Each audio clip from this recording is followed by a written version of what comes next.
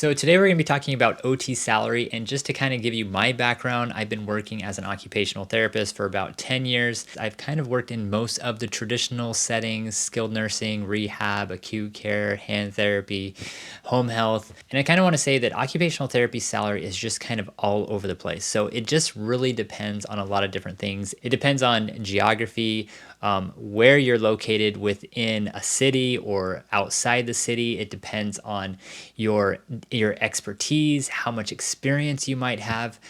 So there's kind of a lot of factors at play. But in this video, I'm just going to kind of give you like an overview, just kind of like a general idea, and then some specific ideas of what settings will pay more than others, and just so you have a good idea of how much OTs make right now. Now, a lot of people say that there's certain settings that just pay a lot more than others, and it's not always the case. It just really depends on where you work and what setting you're in and how that specific area just pays therapists. For example, I used to work in Las Vegas. It seems like Las Vegas is one of the highest paying areas to work as an OT. California, you can get similar pay, but the cost of living is just much higher.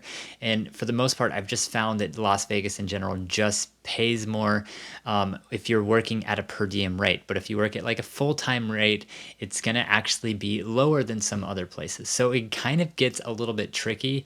And so today I'm just going to kind of talk to you about where it kind of gets tricky and what to avoid and what can help you and guide you to know what setting you want to work in and what location, so you have a better idea of where you can make the most and also not kind of get worked to death. All right, so starting off, according to the Bureau of Labor Statistics, the national average for occupational therapist salary in general right now is $93,000 a year. So that's actually a lot higher than it was just 10 years ago. When I started, it was about 80,000. In 2020, right before all of the craziness happened, it was about 85,000, and now it's 93. So it's gone up significantly over the last few years. But I think it should be a lot higher because of the inflation and everything that's going on. But for the most part, that's kind of like the average. And if you're looking at the people that are making money on like the higher spectrum and then the people that are making much lower, the average is 93,000 a year. So I would say, can you expect to make that as a new grad OT or as an OT in general? It really depends on where you work. If you are working on the East Coast, it just seems like they typically pay OTs much lower. If you work like on the Northwest, like if you're in Montana or Wyoming or Idaho, that's going to be much lower in general. You can probably expect to make about 90,000 a year. If you work on the West Coast, like Washington, Oregon, California, you can expect up to about 95 to 120,000 a year, but it just varies depending on where you are. If you're in a big city, it seems that big cities tend to just in general pay a little bit more. If the cost of living is higher in a particular area, it's going to usually pay a little bit more. That's an exception in some places. For example, the place where I live right now in California, it's a really high cost of living area, and we are actually one of the lowest areas in California. So it just really depends on where you live. Now, other factors at play are just unions. So some hospitals have unions, some don't. For example, you probably saw on the news not too long ago about Kaiser and how they made this huge shift with their union by increasing the rate of pay for all of the staff across the hospital. And that is going to make a huge difference for anyone who's working at like a Kaiser hospital.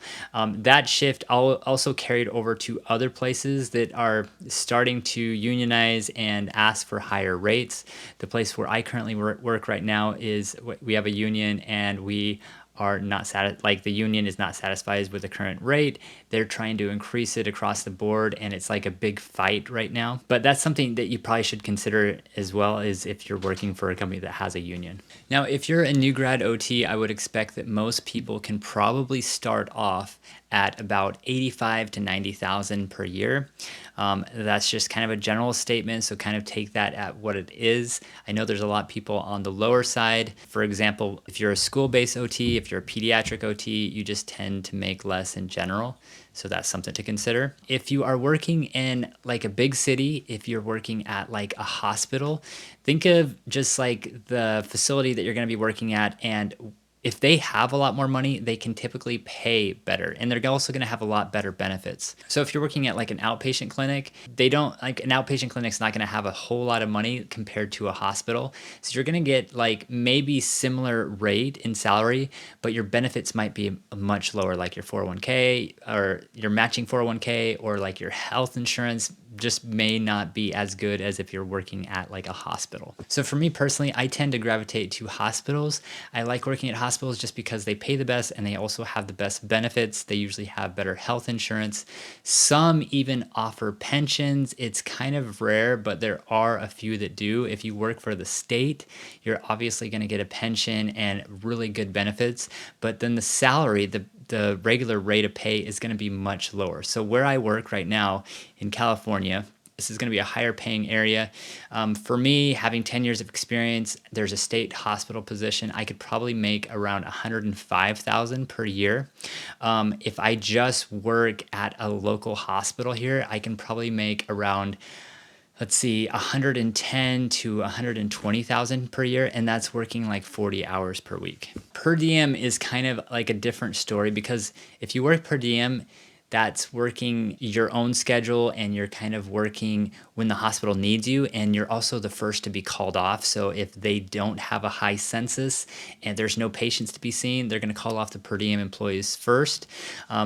I actually recommend working in a per diem position if you're like a new grad and you just want to make more money.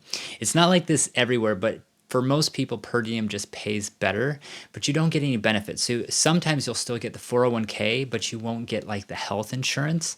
But you'll just have like a much higher rate of pay, and for some people, I think it's a lot better. Now, for most people, if you are working per diem and the pay rate is 15% higher than what you would get, what your hourly pay would be, I think it's worth it. If you're only getting like 5 or 10% more, I would say it's not really worth it to work per diem. It's better to just work part-time and get benefits. Some places don't offer that, but it's better to just work like a few days a week, like part-time, and get some sort of benefits rather than working per diem and have no benefits whatsoever. All right, another factor to consider is education level. So a lot of people say that does a doctorate pay more than a master's degree? And if you're working for like a school, if you're a teacher or something like that, it might pay a little bit more, but for the most part, it doesn't. It's based on experience. So it's have you been working as an OT for 5 years or 10 years or 15 years? You're going to get paid based off experience, and it's never really based on your educational level. This is kind of unfortunate, but that's just kind of how it is. Okay, so I know I've talked about location and it's better to work in like a high urban populated area, but there are some circumstances where that's not going to matter as much. So if you are working for like a travel job and you are working for like a travel agency, they may actually pay you more depending on the need. So if you are in like this remote location, they just have a tendency to pay you more because they're so desperate for a therapist. So in that situation, it can be more beneficial to work in a remote location. Also, there's a lot of remote locations where they're just so desperate that they'll pay you a much higher pay. And this may not be like a travel position. It may be a full-time. It could be a per diem position. They're just going to pay you more in general if there's a huge need for your skill set. Okay, so let's talk about the different job settings. So I would say for the most part, most large cities, the highest paying settings are going to be acute care, rehab, skilled nursing facilities. Sometimes skilled nursing pays more, but in my experience, it's usually the hospitals that pay more. And sometimes they're kind of neck and neck. They're pretty close in how they pay, but it just seems like the hospitals are usually going to have better health insurance benefits. If you're working outpatient, like if you're doing hand therapy or maybe some neuro work, you're usually going to get paid a lot I mean, it's not substantially lower, but it's just going to be a little bit lower. Like for me right now with 10 years of experience, I can probably plan on getting paid around $50 at an outpatient clinic. If you are a new grad, I'm guessing around 45, but for the most part, that's it's just going to be much lower in outpatient. And then you also have to consider that your health insurance, you might be paying a higher premium, or maybe your health coverage isn't going to be as comprehensive as working in a hospital. All right, so what can most new grad OTs expect to make starting out? I would say most can expect to get at least 85,000 a year. If they're working per diem, they can make up to 120 or 130,000 per year, but it really just depends on the location where they're working. An easy way to do this is all you have to do is you go on Instagram or you go on Facebook and you just start messaging people that work in the area that you live in, and you just start asking them, like, say, hey, I'm a new grad or I'm really interested in working as an OT. Do you have any idea of what starting salary would be? Or you can go just email like a director of rehab and ask her the same question. HR might be another resource. A lot of times they're not going to just tell you how much they get paid starting out, but you could always just contact the HR department and say, how much I'm looking to be an OT in this area. Can you tell me how much the OTs get paid starting out? I think that's just kind of an easy way to phrase it, so you don't have to ask some of the people that you know those challenging questions, because I know a lot of people just don't want to talk about their hourly rate. For me, working in California, I'm pretty open about my rate. I make $54 an hour as a full-time OT. I would say that I'm kind of on the lower side of the spectrum. I think it should probably be closer to 60. But if I wanted to get that rate, I'd probably have to work in like San Diego or San Francisco. Where I live in the Central Coast, it just doesn't pay as much. If I was to work as an outpatient OT right now, I would say the pay is probably going to be around like $50 to $55 per hour with benefits.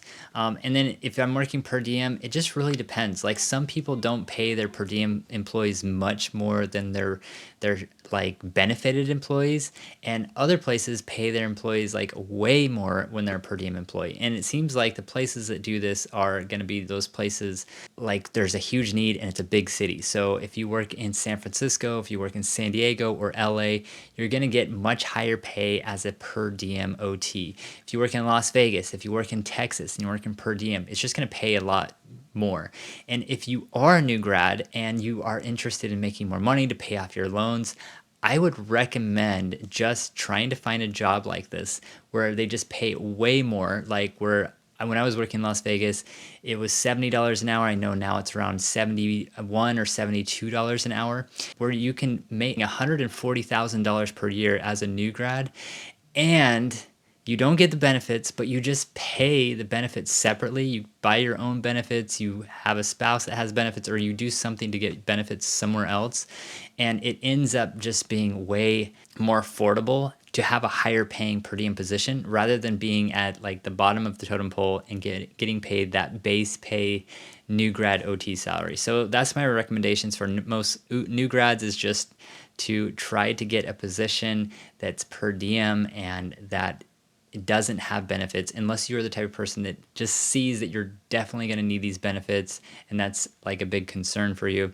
For me, it was a bit of a concern not to have the benefits, but I just found out that I could pay for my own benefits and it would be just much more affordable, and by having a higher pay rate than having to worry about having a much lower paid position. So if you can handle it, I would just recommend do per diem starting out, or do like a travel job. I think that's another great way to make money. The only problem with travel is if you don't have a home base, you're not going to get all those tax incentives if you start traveling it around to different locations. So travel is kind of iffy. I'm not crazy about travel unless you have a home base or a house or something for tax purposes that you can claim, so you can get those stipends when you start working as a travel therapist.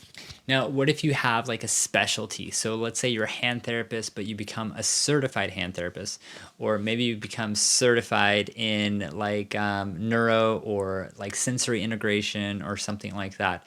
Usually you don't really get paid much more. I mean, there might be a small minor bump in salary, but it's usually purely based off years of experience. So if you have a ton of years of experience working as an OT, you're usually going to make a little bit more than someone that doesn't have any experience. If you work per diem, you're just going to make a lot more. And then one other thing I didn't mention is contract therapists. So there's this whole other field that not a lot of people get into, but you can just start your own business. You can start an LLC in your town or your state, and what you can do is you can just do contract work, kind of like a travel therapist. So what you do is you just look for any business or facility. Maybe it's a acute care facility, a hospital. It could be a rehab setting. Maybe they're just really need an OT and they're looking to hire a traveler. What you can do is you pretty much act like a traveler, and you contract out. You say, this is my travel staffing business. We have an OT who would be yourself, and you negotiate a rate. You usually have a contract or something like that set up, and you can make cold calls. You can just call different facilities. You can ask around to see if anybody's interested in like doing contract work. But that's a really lucrative and a better way, in my opinion, to make more money as an OT. You don't have to worry about being part of a travel company that way. You kind of cut out the middleman, because a travel company, all they are is a middleman. They're a staffing agency. You cut them completely out and you just do contract work, and you really could gain a lot more monetary value this way. You could negotiate a much higher rate with your salary, and the person you're negotiating your rate with is just HR in general. So it's not going to reflect anything, your relationship with your manager. And so for a lot of people, I would say this is like a valid like way to kind of work yourself into the industry and get a higher pay starting out. I used to actually work for a hand therapist, and at the time they were really desperate for a hand therapist, and I had already like 5 years of experience. And so they called me and they asked me like what my pay would be, and I told them what the rate was. I ended up working there as a contract therapist, and they would just hire me on like holidays or anytime someone was going out of town. And I think that's a great way to do hand therapy, is they are so desperate all the time for hand therapists. A lot of times you can just work for people like on holiday or when like they really need you. And so I started doing this, and then I was just like, you know what? I don't want to do this job anymore. It's not paying enough. I'd rather just work at the hospital full time. So I just told them like, hey, I'm sorry, but unless you can pay me this amount, I'm going to have to just purely work at the hospital. And surprisingly, they just matched my pay. So every time I worked there, I just got paid the same rate that I was getting, like the per diem rate at the hospital, which was like $65 at the time per hour. And so that was just super nice to be able to contract with someone and not have to worry about a travel agency or somebody that's like cutting out some of that pay and taking it for themselves. And then I was also able to pay for my own benefits and everything with that extra lump sum that I was getting from them. All right, guys, so I hope this was helpful. Share your thoughts. Like, if you have any questions about OT salary or pay in general, leave those in the comments below. And like, subscribe. I will see you in the next one. I hope you had a better understanding of OT salary today, and I hope you have a great day. Thanks.